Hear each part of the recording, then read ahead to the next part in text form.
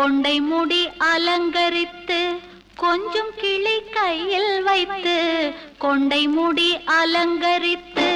கொஞ்சம் கிளி கையில் வைத்து அஞ்சுக மொழி உமையாள் வீற்றிருந்தாள் அந்த அழகிய மாநகர் மதுரையிலே மதுரையிலே மதுரையிலே மதுரையிலே